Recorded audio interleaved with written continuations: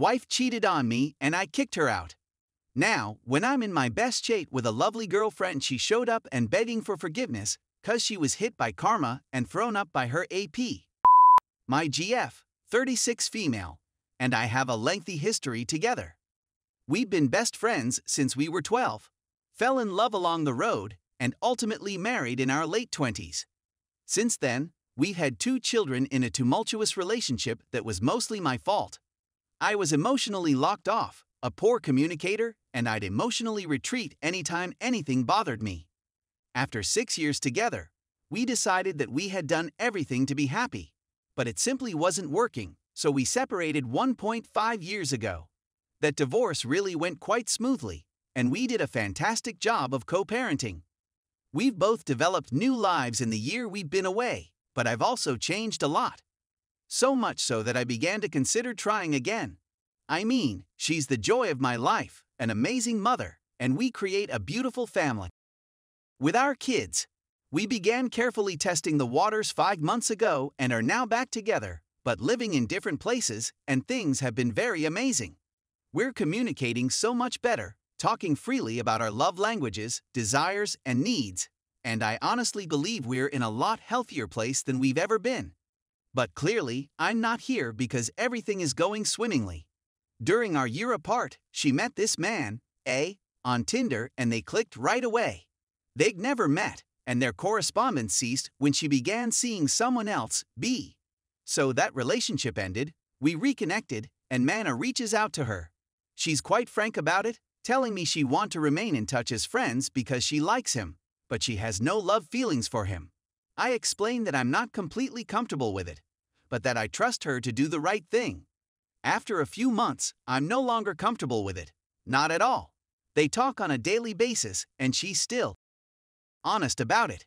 He proposed meeting for coffee, which she declined since meeting up is a threshold she does not want to cross. I told her it bothered me that she's become friends with a past Tinder match, and she said she'd stop communicating with him if it was a deal breaker for me.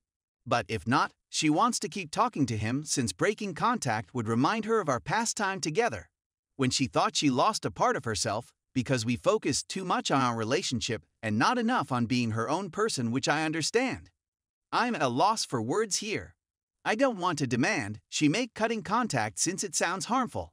I also can't seem to set my emotions aside and accept this blossoming relationship. I think I'm simply worried that this will grow into emotional infidelity before she even realizes it. And my instinct tells me that this is the endgame for man A, despite the fact that I haven't picked up on anything shady thus yet. Is it a source of concern that she isn't just breaking contact to accommodate my sentiments, or should I back off and just let things be what it is, or is about to become? Also, what would be a decent technique to have a decisive talk about this?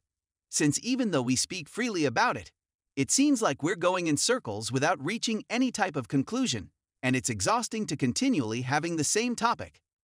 P.S.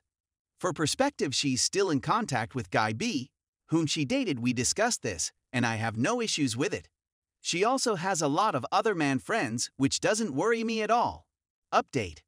So it turns out she's been having an emotional affair with the person I was concerned about since they began conversing.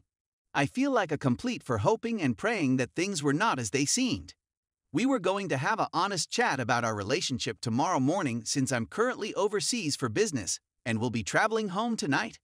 I had a feeling she was having difficulty going all in our relationship ever since we got back together. I knew it, and I was planned on asking that we take a break from this route we were on and allow her the time she needed to spend in herself and her own life.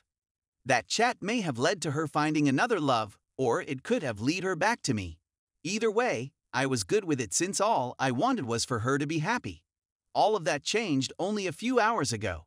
A few of things were coming up that didn't make sense. I dialed her number and informed her that this is the line for me. I knew something was going on. All I wanted was for her to come clean and be honest with me, so that we could at least have that in whatever manner we're moving ahead. We still have kids to raise. She broke down and told me she was seeking for something other than us. There was something she couldn't discover inside it. She's been talking to the guy a lot more than she led me to believe. Lied about him not being interested. He was lie about not calling him, they were talking on the phone as well, and lied about there being no feelings. She says there is something, but she's not sure if it's just the attention she's getting or the guy himself. She informed me they'd never met, they haven't exchanged any photographs, there hasn't been any real sex talk, and they haven't been talking about being together or anything like that. This is something I believe in her. I'm so stupid. I assumed we were a group. I wasn't sure whether we'd work as a pair again when we got back together, but I had a real feeling that we would at least attempt to discover that solution together. As two individuals who love and respect each other and have, at the very least, been honest with each other. That emotion has now vanished.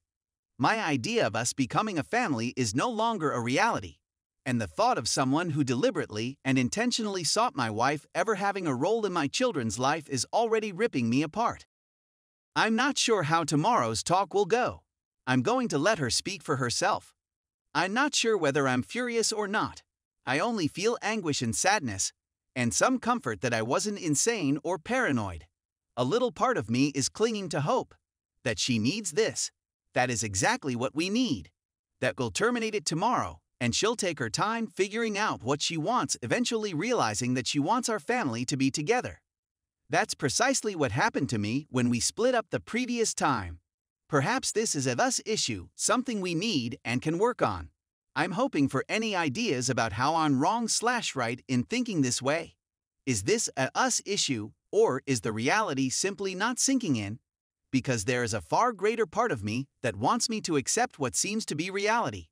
This isn't a story with a few horrifying twists and turns and a joyful conclusion. This is how it is, and life as we know it may be downright depressing at times. Update. First and foremost, thank you very much for your guidance. Instead of simply going in there for the breakup, I believe you helped me understand there was still some talking to be done. We chatted for a long time, and I feel very comfortable about it.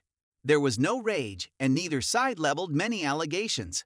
She might have easily talked herself out of it by saying something like, "It won't happen again, one-time mistake, I love you and I know for sure I want to be with you, blah blah blah."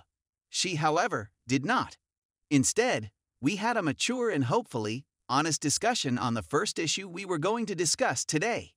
That is, we were racing back together, with me pushing for us to be perfect at breakneck speed, and her reacting with feeling left behind in clearly the wrong manner. I did inform her that we had two choices. One, we band together and fight for whatever future we have, whether together or separately, getting our thoughts and emotions right, whatever makes both of us happy. The obvious requirement is that she remove that person out of her life and be completely honest on all fronts. Two, she may decide I'm not worth fighting for, in which case she can do whatever she wants and our relationship will be limited to co-parenting only. It stung to hear that she didn't instantly choose choice one, but at least she was honest in admitting that she had no clue where she wanted to go from here. Not even about the individual, but about ourselves. I told her it was okay, that it was her decision, and that I didn't want to make the same mistake of rushing into something if we weren't both absolutely certain we were ready. We agreed to break contact for the time being, as much as that is feasible given that we currently co-parent, and give her some time to determine if she wanted to fight for us or walk away. Clearly, the male is out of the frame as she takes her time. In any case, I feel he is more of a symptom than the main problem. Anyway, that's the long and short of it. Once again, thank you for all of your help. If you have any fresh insights, don't be scared to keep them coming. Stay tuned for the next part.